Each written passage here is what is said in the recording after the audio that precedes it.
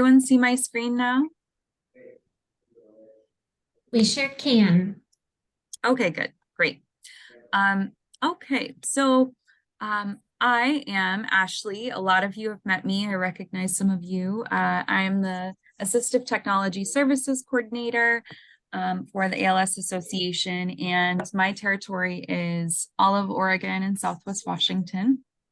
And I really wanted to talk a lot today about communication and assistive technology.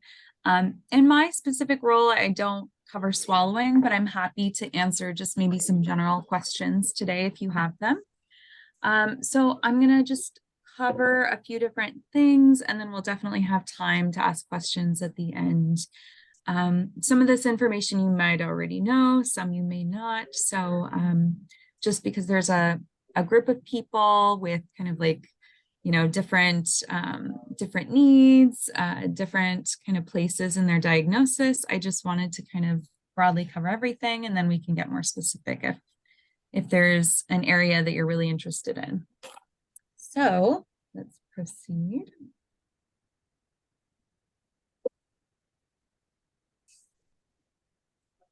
Okay, so just an overview. We're going to do kind of basic AAC overview, voice and message banking, and then eye gaze positioning and troubleshooting if we get into that. So I like to start out with acronyms because there are so many in healthcare. I'm sure, you know, you've all heard some of these. AAC is one that I've already used without explanation. It's augmentative and alternative communication. So basically anything besides natural speech. That could be texting, drawing, using a speech device, an app, anything like that. AT is another one that people use. AT is like the bigger umbrella that AAC is under, and that's assistive technology. So that could include AAC, but it could also include wheelchairs, walkers, bath chairs, anything that's kind of assistive in helping you accomplish tasks, right? ATP is assistive technology professional. A lot of ATPs work for wheelchair companies like New Motion, so you might see that somewhere. SLP, that's what I am, a speech language pathologist. And then SGD is speech generating device. Typically, when we say SGD, we mean, you know, like a dedicated device. They're usually from a speech device company and they might have a camera attached to it, but it could be anything that generates speech for you. So it could be like an app on your phone that talks out loud, anything that creates speech. Okay, so there's an AAC and assistive technology continuum, meaning that there's different types, right? So we start with the rapid access, light tech or no tech. You might hear those all kind of interchangeably. So this is going to be devices with no electronics or battery components. So think letterboards, whiteboards, styluses, grips, things like that. And we'll get a little more depth into all of these different categories as well. Mid-tech are going to be devices with electronic components that are easy to use, pretty simple, but they might have batteries, right? That might be a voice amplifier, a headset, mice, keyboards, etc. And then high-tech devices are going to be things like cell phones, tablets, software, apps, anything that's a little more complex. Okay. And a lot of people with ALS, you know, use a combination of all of these things, and also people who don't have ALS. So right now I have my phone on me. That's an example of a high-tech device. I'm using a computer. I'm using a high-tech device. You know, there might be using a charger, which could be maybe mid-tech. And then rapid access, I've been taking notes all day to keep track of things. So we all use a combination of these in our daily lives. It's just about kind of finding out what works best for you and how to keep you as independent and communicating for as long as possible. And so it's something that I'm happy to help with. Okay, so what's the goal of AAC? Why do we want to use AAC? What's the point? So really, it's to help us communicate thoughts and ideas, needs, wants, comments, questions efficiently and effectively, um, despite any changes in ability, physical status, environment, communication partners. We just want to make sure that you can access communication no matter what. And then the goal is to really give you, as the person living with ALS, and also communication partners, tools so that you can help each other communicate and understand along the way. Okay, so, we'll get into some of the communication strategies as we talk about all these different types of AAC, but I wanted to give you all some examples of just some different AAC light tech, no tech, rapid access options. We have an E-Tran board. Is anyone familiar with these? E-Tran, no. These ones aren't used as often, but from what I've been told, they were used a lot kind of back in the day. It's something where you put your head through kind of a hole in the middle of this clear plastic, and then the person communicating will stare at one of those boxes to indicate where the letter is that they want to select. So let's say they want to select the letter A. They would stare at that box with the A in it, the red box, and then they would stare at another box that coordinates with the color of the letter. So the A is red, so they would look at the red box again. And then that lets me know, okay, it's in this box and it's this letter. It takes a long time, but for clarification, it can be really helpful. It could be that you come up with codes to help communicate faster. So maybe, suction could be, SN. So you come up with this with your caregiver or your family member, and you say, okay, when I type out SN, that means I need to be suctioned. So instead of spelling the whole thing out, you could just say SN and then have kind of a shortcut way of communicating. The same goes with these other boards. This is called an AEIOU board because the vowels are along the vertical line. There's an alpha core board, which is just another kind of phrase board that you can use. An iLink board. This one, you actually have the person communicating, look at the letter they want, and you move the board around until your eyes meet theirs. This one's kind of tricky to use. I wouldn't say it's the first one I go to, but it is an option out there. And some things work better for other people. It's just a matter of trying them out and seeing what works best for you. So again, you can use any of these kind of light tech tools to clarify. So say you want to say something with your speech, but maybe someone who doesn't know you as well can't understand. Maybe it's noisy around you, and so someone is having a hard time understanding your speech. There's so many reasons why there's a communication breakdown. And so using these kind of other methods to supplement speech or just to communicate can be really helpful. Also, whiteboards are great, using styluses. Maybe you're having trouble gripping a pencil or a pen, and you want to have something to kind of bulk up the pen so it's easier to grab, or perhaps, you have one finger that sticks out, but the rest are kind of curled. You could use a stylus that goes on your finger. There's really endless options. It's just kind of about thinking about what you do well, what parts of your body are working well with minimal fatigue, what can you do consistently without getting tired, and then thinking about how we can use those strengths to access communication. Okay.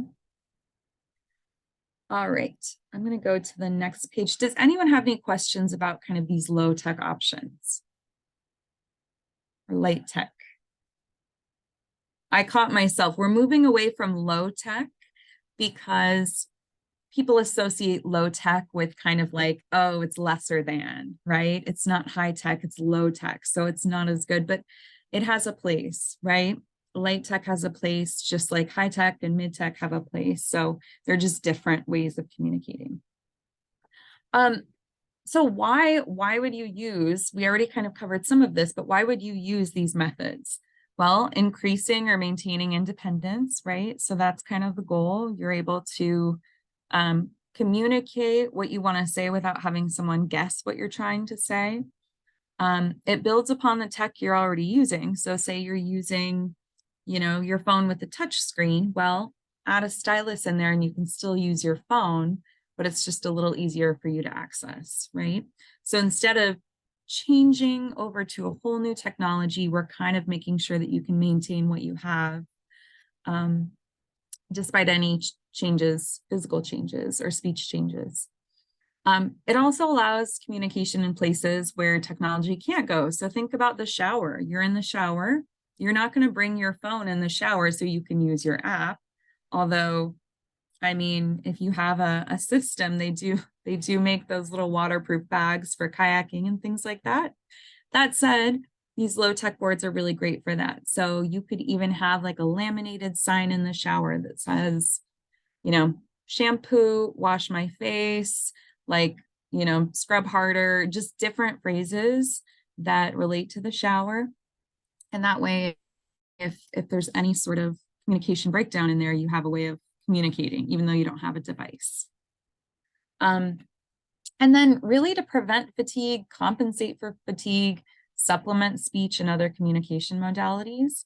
So all of these strategies and all of these technologies I'm showing you and sharing with you, they don't have to be your main form of communication.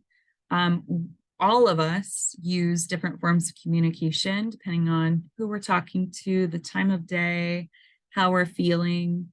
And so the same goes for living with ALS, right? You're just going to find that nice balance of technology that works for you, that keeps you independent, communicating, and reduces fatigue. Right.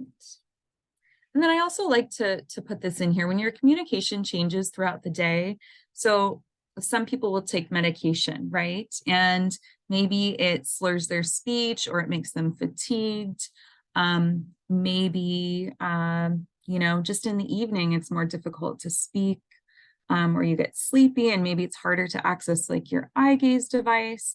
Those things are really important to keep in mind because we want to make sure that no matter what, you can communicate.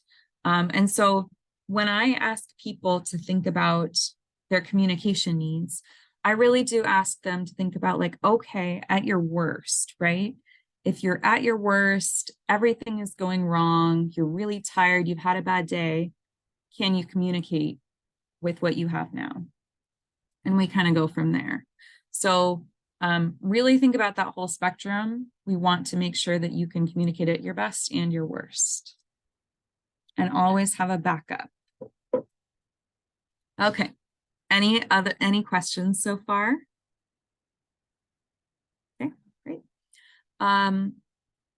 Mid-tech, and feel free, I forgot to mention, feel free to add in the chat if you have any questions. I have a presentation, but I'm happy to kind of stop and discuss, and it's pretty laid back. So mid-tech, this is going to be, like I said, anything with a battery, or just kind of simple technology. So voice amplifiers are huge. That's a really popular piece of technology that a lot of people with ALS, especially when maybe they've noticed some changes to their voice. That's a huge one that people use. So basically, it's just something that amplifies your voice through a speaker. And it can be really helpful if you have someone with hearing loss that you're talking to. It can be helpful if your voice tires easily. Maybe you're talking over noise, like at a dinner table with family. There's kind of various reasons, but it's really just meant to kind of help prevent fatigue. So you don't have to shout and raise your voice. You just talk, at a kind of a typical volume into the headset. These call systems are another really popular item. So a lot of people will call for help using a phone or, just using their voice. Over time, you might notice that that becomes difficult or kind of inconsistent. And so at that point, you might want to consider a call system. And so a lot of them plug into the wall, have a speaker and a button that you can press that alerts someone in the house that you need support. There's also some, if you're having trouble pressing the button, that they make that are called switch adapted call systems. And so instead of pressing that kind of small button, we can plug in a whole new button that works for you. So we have some switches that are really, really, really easy to touch. We have some that are huge that you can use with your feet. You could use with your head, your elbow, any part of your body that can basically, push a button consistently throughout the day. We can make that work. They even have switches that you just get really, really close to, but you don't actually have to touch. And so let's say your only real movement is like your cheek. You could technically smile and do this and still call for help. So it really allows people to be able to not just call for help when something is going wrong, but just, call someone's attention. Maybe you want to talk, maybe you have something to say, maybe you have a question. That can be really helpful. A boogie board is another big one. So a lot of people use pen and paper. But the nice thing about the boogie board versus pen and paper or a whiteboard is you can write on it, and then almost like an Etch-a-Sketch, there's a button and it just erases everything. You don't have to shake it, so that's nice.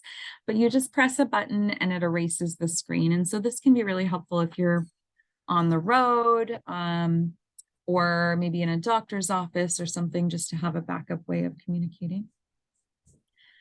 And then the microphone headset, that's more for voice banking, which we'll get into. There's adaptive mice, which can be helpful if you're having trouble using your arms or your fingers. Just being able to access a mouse without having to use like your whole arm. You could actually just use part of your arm to control that roller ball at the top. And then these last two, Zoom recorder, that one is for voice banking. So not something that necessarily helps you in the day-to-day, but something you might hear about. And then the recordable storybooks I like including in here because you have kids, grandkids, a partner. Those are all really great things just to think about when you still have a strong voice. Maybe you want to record a story and gift this to someone so they have a recording of your voice.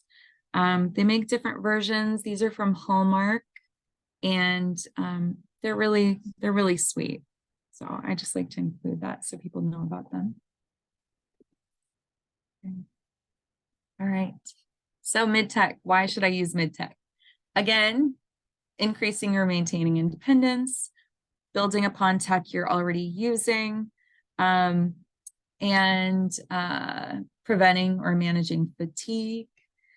And then when should I use it? Noisy environments, when there are communication breakdowns, people with hearing loss, before you feel fatigued. So really, the key is kind of preventing that fatigue and not waiting until you are fatigued if possible. And then really at any point, there's no reason you have to wait to try any of these options. It's really just kind of, when it's right for you. Do you have the time? Do you have kind of the energy? Are you in a good space to try these new technologies? Do you want to keep doing, using a different technology? It's really up to the person. Okay. And then I saw a comment. Bruce says, the recordable storybook is great. We've made one for our granddaughter and she loves it at age 19 months. Yes, that's amazing. I'm so glad to hear that. I've heard of a few people doing them. And, it's not even just limited to kids. I think most people would really enjoy a gift like that. They also make recordable photo albums. So you can just put different pictures of the family and different life events and just record a story into each page. So just something to think about. Okay. Thank you, Amber. All right, so high tech, I'm not going to go through all of these, but we touched on them before: laptops, tablets, cell phones, apps, software, speech devices, brain-computer interface. This is not something that's available on the market for people to use, but it is something that a lot of research is being done at OHSU. I don't know if any of you know Dr. Betts Peters or Dr. Melanie Friedoken, but they're both researchers at OHSU who are studying this, and both speech pathologists.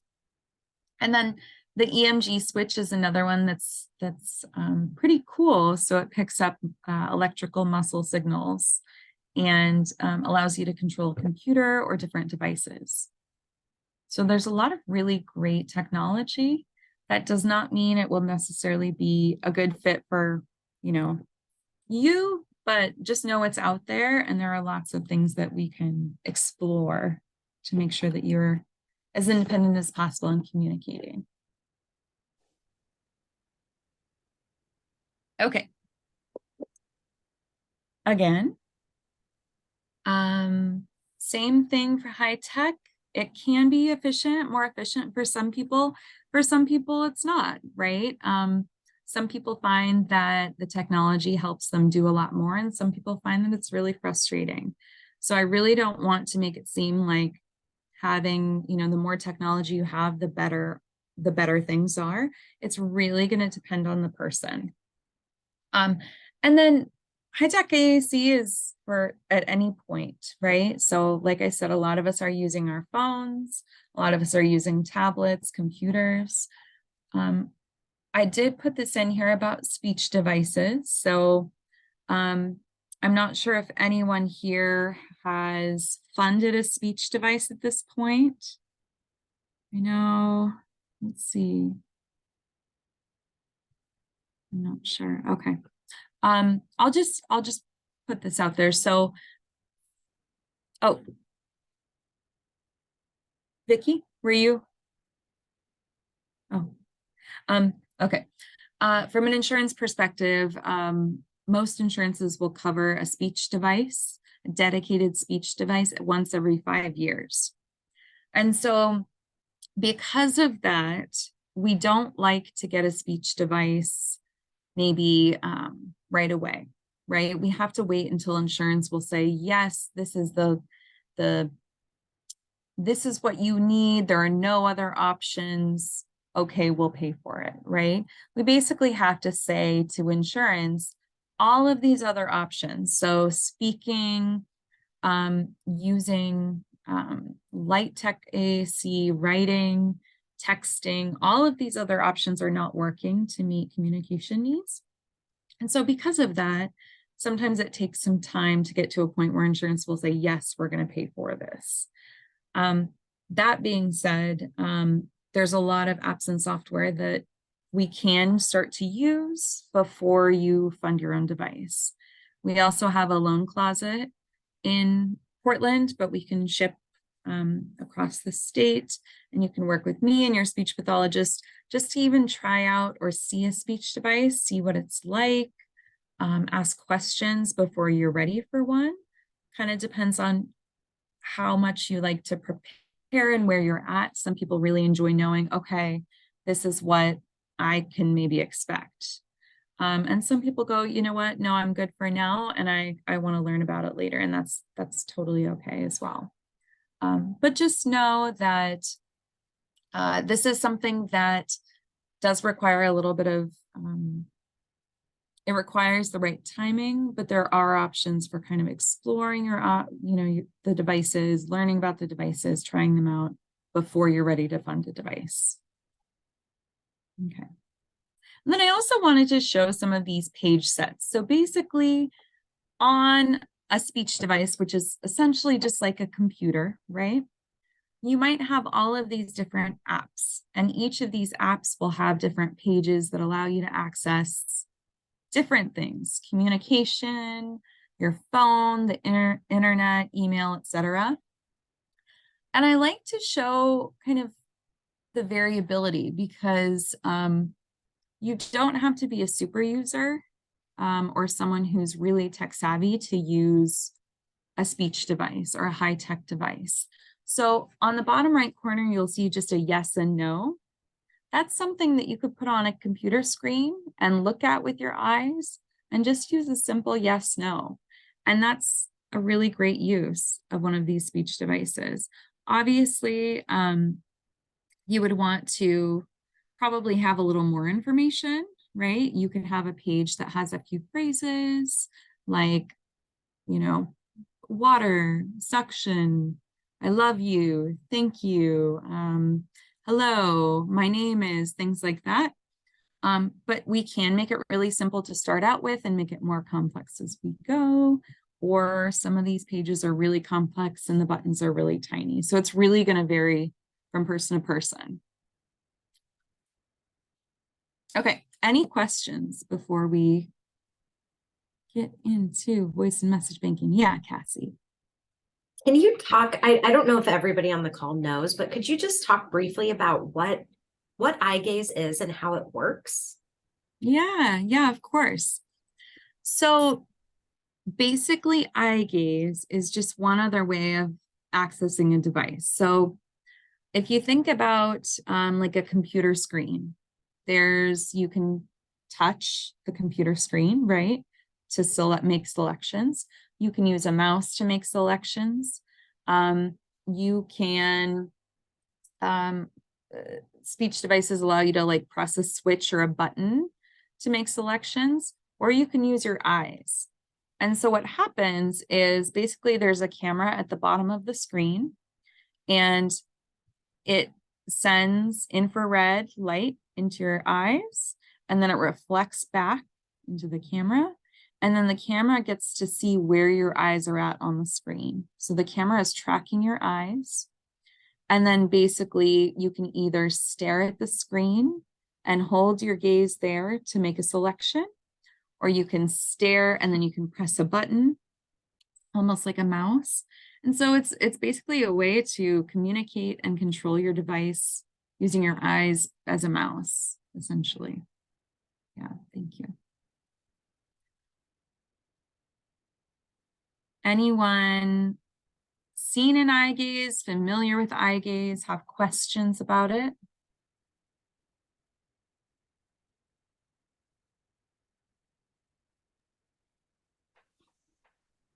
Anybody speaking? Nope. Go ahead, Vicki. So yeah, I just had the pleasure of learning about these yesterday. And even before, when I was first diagnosed, early on, I was shown eye gaze. And so I always knew it was available. And then when I found this, it's like, it's a miracle. It's anybody who has any thoughts about, man, do I really want to do that? Life-changing. But yeah, I do have a question for you later because I'm going in a circle and so I don't know how to get out of it. So it's something in settings, but Gotcha. yeah, it's not that hard. I am not techie. I'm not techie, not me, but yeah, it's easier than one would think. So I just wanted to share that. I didn't want to put you on the spot, but yeah, you did great for it being your first time. So thanks for sharing that. I appreciate it. And feel free to email me or text me later and we can circle back. All right, I'm going to go into voice and message banking. So this is a little different. This is something that, oh yes, thank you. I forgot we were recording. Thanks, Cassie. Okay, so voice and message banking. Now this is something that a lot of people might hear about maybe when they're first diagnosed or, you know, before you start to develop any speech symptoms. But what I do want to talk about today is that there are options no matter where you are in terms of your speech. So we're going to get into that. Okay. So first, there's voice banking and there's message banking, and they're two different things, and it's important that we distinguish the two. So voice banking is when you record phrases and you create a synthetic voice that sounds like you. So basically, a program will say, okay, I want you to record these 50 or 100 phrases. We made them up, they're random. You're never going to use them again, but we need to have you say these phrases so we can get all the sounds that we need to make your voice. And then they put them together into a computer and something happens. And then out comes this voice that you can use to type anything into. So you could type, you know, hi, my name is Ashley. You could type, how's it going? You could type, I ate a hot dog on the hill on a Tuesday and my hair was green. You know, it can be random, completely random. Once your voice is made through voice banking, you can say anything that you can type. Message banking, on the other hand, you're just recording messages verbatim. So if I record, I love you, then every time I play it back, it's going to sound the exact same. It's going to sound like, I love you, right? I can't use that or change that. I can't change it in the future. So I like when people do a combination of both, because I think it's really important to have a voice that sounds like you, but it's also really important to have phrases that carry that emotional weight. So saying things like, I love you, things like, I'm frustrated, things like, I'm so angry with you, and really kind of putting your emotional weight into it, because that's really hard to recreate with a message or a voice banked voice. I want to show you an example really quickly. So I'm going to stop sharing my screen for a moment, if I can figure out how to do that. Okay.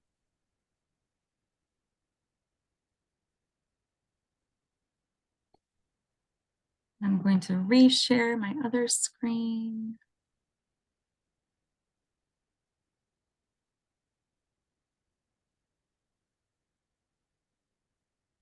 Okay. So this is an example of my own banked voice. So basically, this is one program. There's many out there. I recorded phrases. I banked my voice. They made kind of a synthetic voice for me. And I'm just going to show you the difference between my voice and how it sounds when I'm using kind of that emotional emphasis and the banked voice. I believe I recorded 72 phrases, so not very many. The minimum is 50. Some people do more, some people just do the 50. So I'm going to say these phrases right here. And then I want you to listen and kind of hear the difference between them. My name is Ashley Loyning. How are you today? I love the sunny weather. I am so annoyed. I'm really frustrated. I'm feeling really sad. Okay, now we're going to listen to the voice.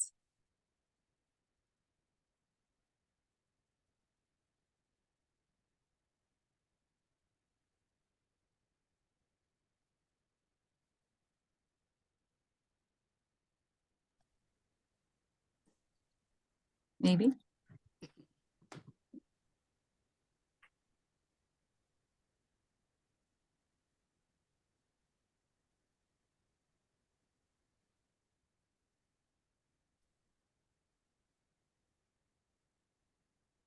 Okay, one more time.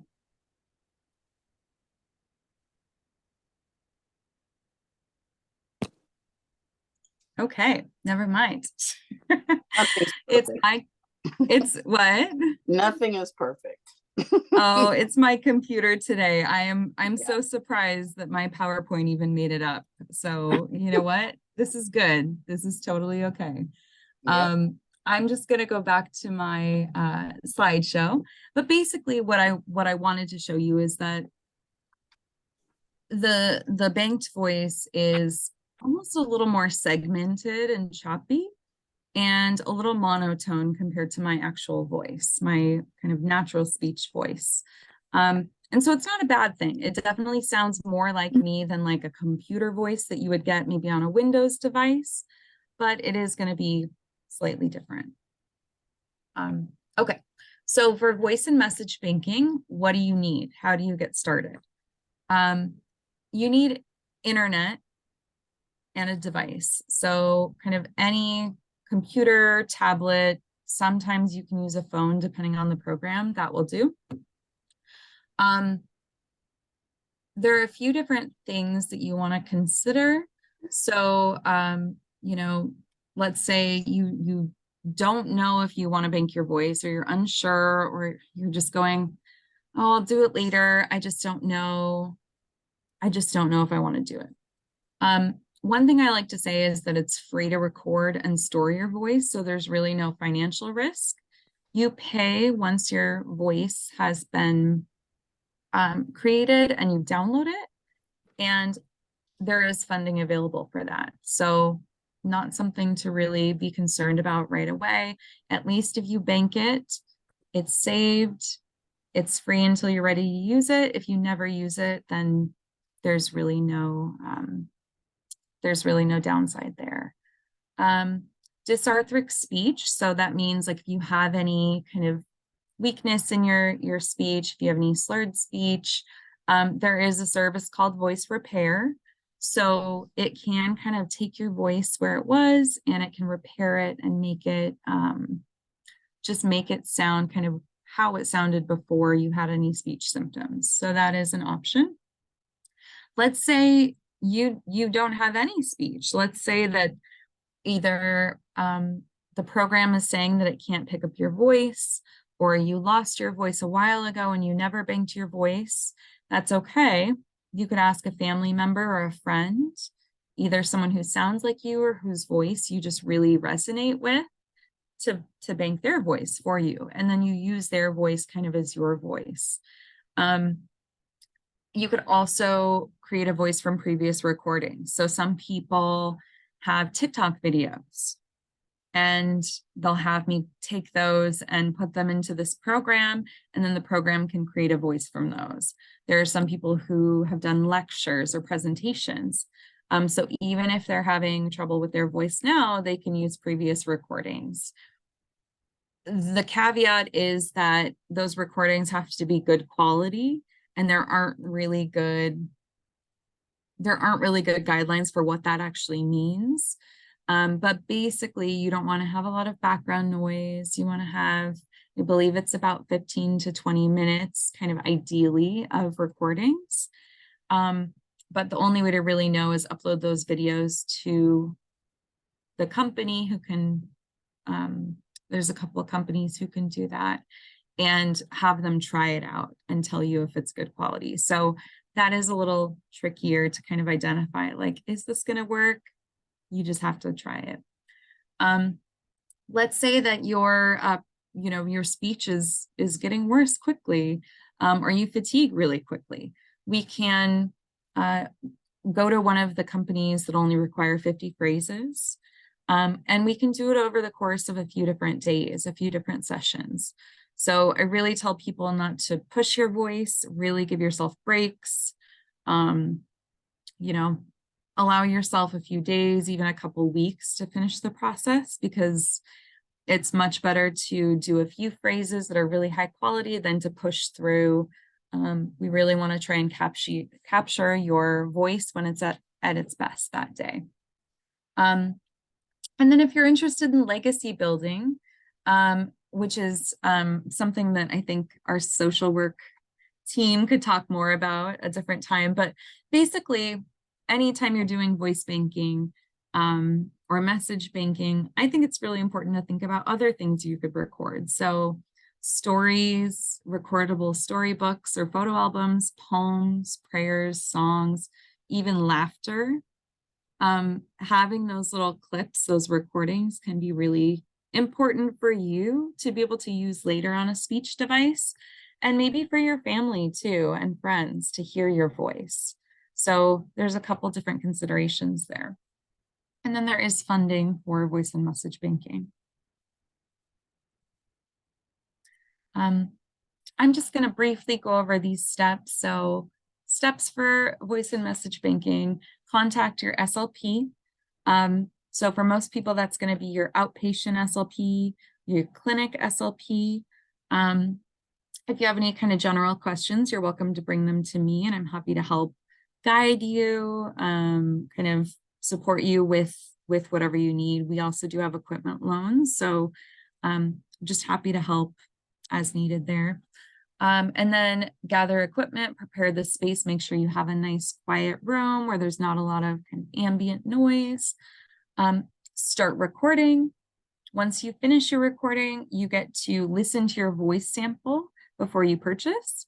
So basically what you do is you'll listen, you'll decide if you want to either download your voice and move forward, try a different company and see if the quality is better, or you could say, you know what, this isn't for me, and I just want to use a computerized voice. All of those options are really valid.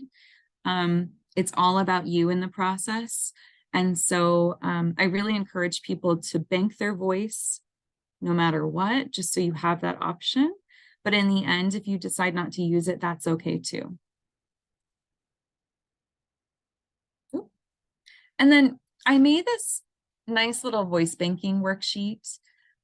It's still in the works. It's not complete. I'll probably add more to it, but it's based on just some activities that we do basically in the speech pathology world to help us set goals and review our progress. And so I wanted to use that framework to make just a way for people to kind of assess, you know, what's my goal in voice banking?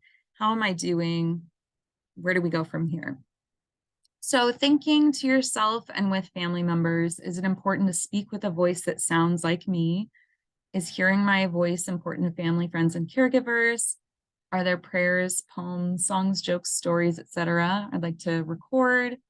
What do I want to express in my own voice? What do I say when I'm mad, happy, sad, etc.? And when I say that, I mean, even if you rarely, you know, use curse words, or there are things you rarely say, it's just once every blue moon, I still want you to record that, because it's really important you have access to everything you need. And so we want to anticipate those things, even if it feels weird to, you know, record the F word with your speech pathologist. That's okay. It's really important that everyone has access to that information. And then planning. So which product is the best fit for me? What equipment will I need? What support will I need to record my voice? What communication strategies are helpful? You're going to record, and then you're going to review your progress and go from there. So it's just a nice kind of step-by-step that you can use with your speech pathologist to kind of be thinking about the process, really reflect on, like, what does this mean to me? What does this mean to my family? And what does this look like when I'm finished? Okay. Question. I think, yes. So about that, do you get to hear it as you're doing it, or like shortly thereafter, or however long after you've done that? Do you get to hear it, or do you have to wait until, because, you know, you may hear it and go, nah, I think I want to do this a little differently or change something. Yeah, that's a great question. So you have to basically do the minimum, right? So whether that be 50, I think it's 50 for a lot of companies, it might be 150 for others. You have to do the minimum, submit those phrases, they'll make the voice, then you listen. At that point, if you wanted to record more, I believe the companies, I know at least some of them, will open up your account again so you can record more messages if you'd like to. Or you can just go with a different company altogether. So yeah, you do have that power to review your voice before you make a decision. Before you need it too. Right. Exactly. Right away. Okay, cool. Yeah. Thanks. Yeah. Cassie asked, how long on average does it take people to voice bank? You know, it really varies. It depends on kind of your time commitments, your schedule. You know, if you are doing it independently or if you're doing it with a speech pathologist. But I would say for most people, they typically get it done in, gosh, 2 to 5 sessions, maybe. It's typically about 3 or 4 though, I'd say. And that's if they're having changes to their voice already. If their voice is strong, you could probably get it done in 1. If you choose to record more, maybe 2 or 3 in a visit. So it really just depends. And it's a fine balance between, you know, getting it done quickly before there's any changes to your voice, because we do want to make sure we bank our voice before any changes happen. And I know it's hard to predict that, but it's also a fine balance between, you know, where am I at with other things in my life? What's my capacity and what are my demands? And where does this fit into my daily life? And so if you feel like, you know, right now I can only commit 1 day a week to doing this, that's okay. We'll work with you. You know, it's really just about figuring out what your schedule looks like, what your time commitment looks like, and then going from there. So there was a little more, but I almost think we should open it up because the rest of my presentation is more about kind of specifics about eye gaze for people who are currently using eye gaze. So any questions?